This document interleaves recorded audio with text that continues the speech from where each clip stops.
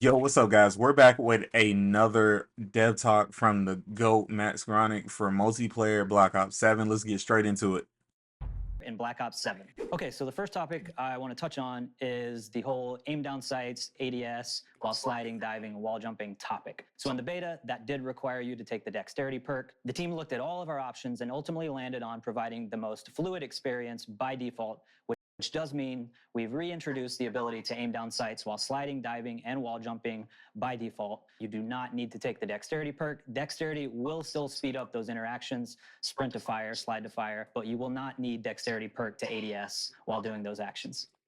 There was a lot of feedback that went into the beta, and now I'm glad that we're receiving that same verbal feedback from the devs that they're actually listening, unlike previous years. But back to that dexterity and ADS, that ADS situation. So when it came to dexterity in the beta, it was a crutch perk, meaning in order to use the movement at a high level, the actual movement of Black Ops 7 at a high level, you had to use the dexterity perk in order to see any type of improvements to your gameplay as far as movement goes. ADS speed, ADS on mantle, just wall bounce, any like etc. Just like in Black Ops 6, the dexterity perk was a viable perk to be used in the game, but it wasn't a crutch perk. It did make a difference, but the sacrifice for not using it wasn't as harsh as it is in the Black Ops 7 beta. Meanwhile, in the Black Ops 7 beta, if you did not have dexterity on, you were moving like an utter bot. You were not doing anything movement wise during the beta without the dexterity perk. That's where all the feedback came from. They were basically saying that the dexterity perk, the movement, the access to the advanced movement that we got, that should have been the base model for the game and the I guess the movement in the direction of the game. And the dexterity perk should only just improve it without it being an overwhelming like crutch. Okay, next one I want to touch on is just to reconfirm a topic I touched on in our last dev update about footstep volume. We have slightly increased the volume of our footsteps in multiplayer. We're very happy with where they're at, where it's going to incentivize more stealth playstyles without over-indexing on the need for the ninja perk. The ninja perk, bro, it's like literally we didn't get the ninja perk until probably about the last couple of days of the beta. I couldn't tell an honest difference. I know we were playing pubs and a lot of people are just pub stomping and like they're not really paying attention to the fact that they need to be using certain perks to, I guess, have a better advantage. They were just playing the game just to play it. But I didn't really tell a difference with the ninja perk. I didn't. The ninja perk, it definitely, like I said, it's definitely a viable perk.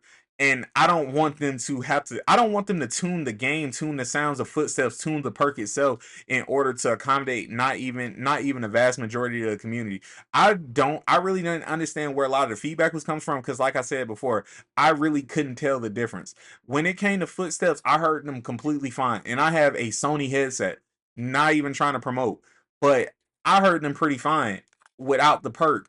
And even in the last couple of days of the beta, I was still fine. People weren't using Ninja, but at the same time, the people that were using Ninja, it really, like I said, it didn't make an honest difference. The sounds of the footsteps sounded normal as for a Black Ops game, let alone a Call of Duty game. So I don't really know if I necessarily agree with the fact that they tuned it, quote unquote.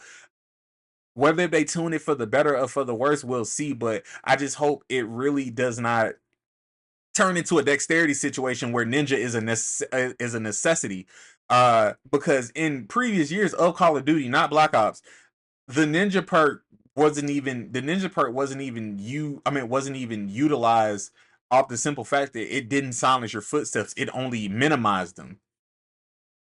Okay, next I want to touch on where we've landed with our slide tuning coming out of the beta for launch. Alongside that dexterity change and the ADS change, we have slowed down the slide speed a bit and we reduced the distance a bit, but I promise you it still feels great, it still feels fluid. The movement felt very cracked. I will say, like it felt very cracked, especially with dexterity. It felt very cracked, and I'm talking about it was just nonstop. It felt very high paced.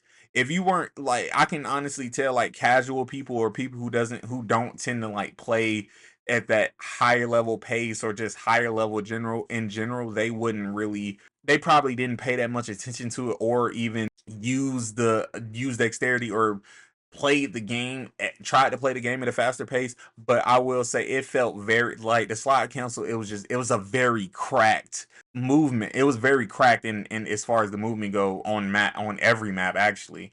You can get very mixy downhill. But we want to make sure that that's not the only way you can enter in an engagement. See, Okay, another movement topic I want to see, like I said, it like the game didn't feel one pace. Like it didn't feel like it was at one pace, but at times you can feel the pacing alternate when it came to like different games and game modes. Like because like I said, the different players that we got, there were players that were using default classes, there were players that were not even moving on the map. Like I said, you could tell if you put in enough hours during that beta, you could tell the difference in pacing and how people were playing, because like I said, a lot of people's settings weren't tweaked playing the beta, but when you went against somebody that obviously was at a different skill level, you could tell that there was a difference in how they were playing. Especially when we have that perk for tax sprint in the game, brother. I was seeing people move in like slow motion with that tax sprint shit on. Like they had tax sprint without dexterity. That was probably the ugliest thing I ever seen. touch on are our mantles. So we saw the feedback, we agree. Some of the mantles felt a little slow, so the team is going through every single mantle in the game to make sure that we have a consistent speed and fill and everything feels fast and fluid. I really feel like the mantle speed was an issue because of the wall bounce mechanic. Like I would wall bounce to a mantle that would be kind of like more vertical, and it would take like an egregious amount of time versus like wall bouncing on something shorter, or not even wall bouncing out, just completely mantling something in general. Like it would be just like that. Like it was different. It was honestly like I said, it felt pacing. Like it felt like it was on purpose because of pacing. But I will say like mantling into windows or mantling into like on the, like higher ledges and stuff like that off of a wall bounce definitely felt like it was a free kill. Like you know what I'm saying, you was a free kill, because like I said, the amount of time it took for you to wall bounce, then hit the mantle, then hit your gun up. Like in that sequence, it took forever in that entire sequence. The next one is a meaty topic, I and it's about I've been waiting for this. I want to know, they changed these perks around twice already. This is gonna be the third time they changed these perks around, and I really hope they got it down this time, because we are less than a month away from this game, and I would hate to go into this game, even closer into this game, would have to change my mindset in how this perk system is going to be used, especially from a competitive standpoint. Because like I said, that dexterity being a crutch perk, now we're hoping it's not going to be crutch anymore. That dexterity perk took a slot out, essentially. So with them, gladly they're changing it, but with them changing how dexterity works, hopefully the move arounds and the reworks that they put, like I said, they have for these perks, they put them in different slots. Hopefully it is a lot better.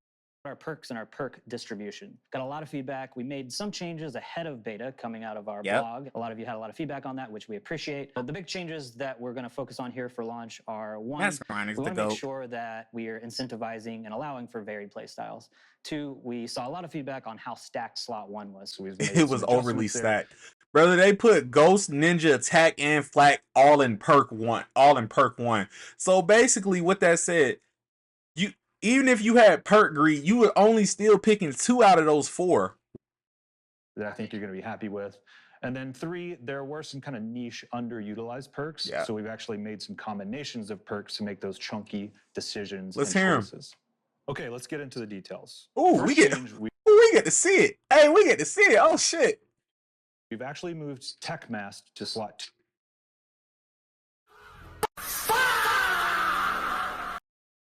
They only put tag. Okay, I mean, okay.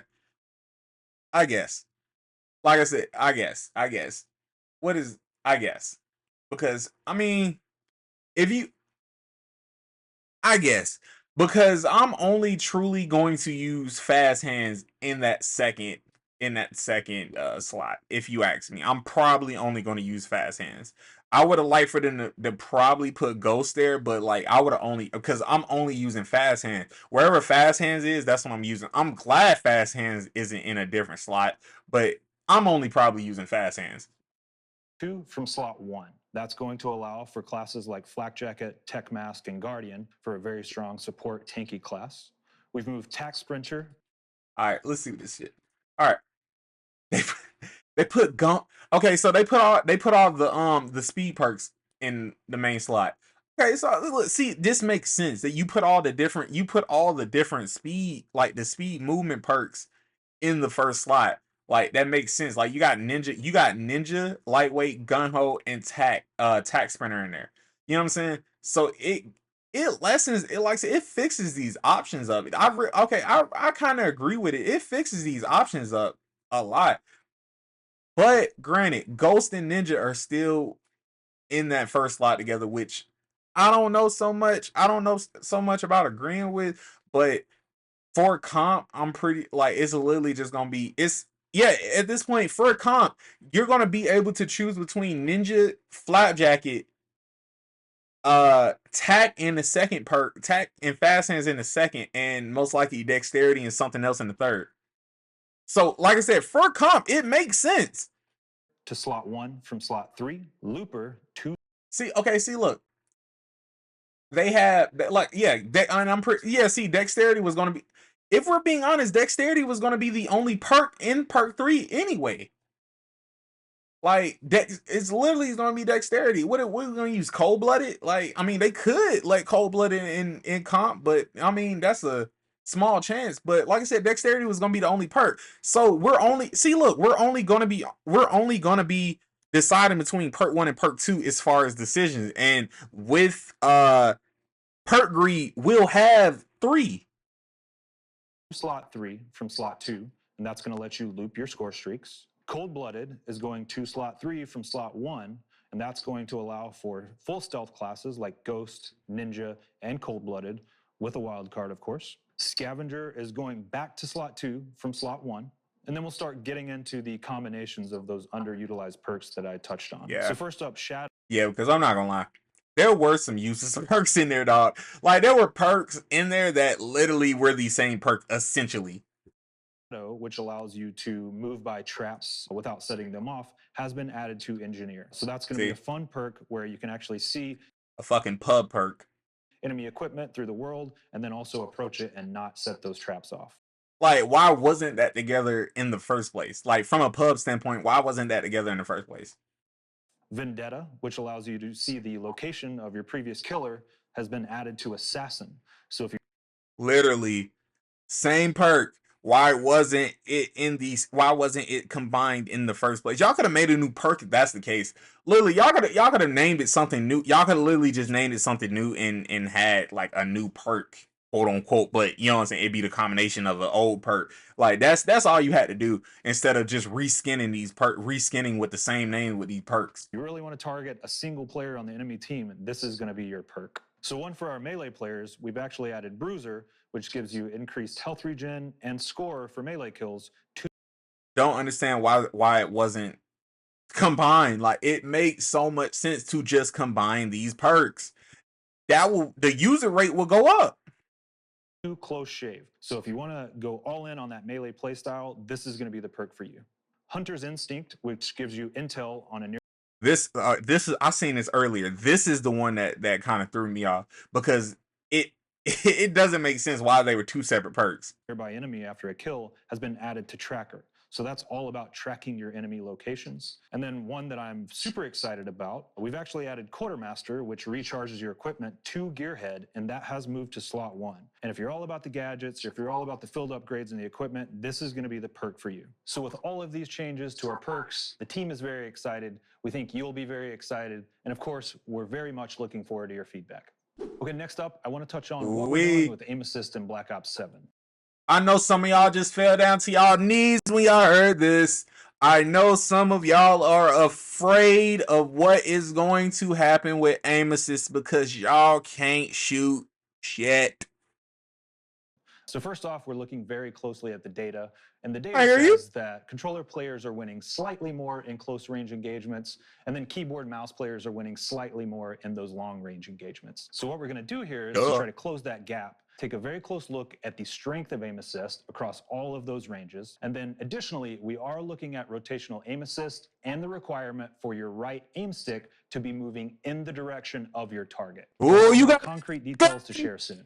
That's my time for today. Of course, we have more details coming on map. What? I know some of y'all just fell down to y'all knees hearing the fact that you gotta aim your gun now. Holy. That's what. Look, no. Now we about to see the real Call of Duty players. Now we're about to see the real grinders in the game, like the real gamers. Because back then, a lot of these people who play Call of Duty now just are literally like 2019 to now.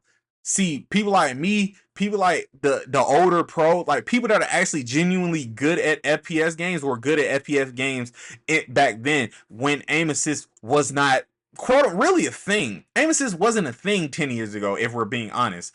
None of all these settings were not a thing 10 years ago. Like the basic Call of Duty model is what we were playing 10, 15 years ago. And that's what it honestly feel like we're going back into now.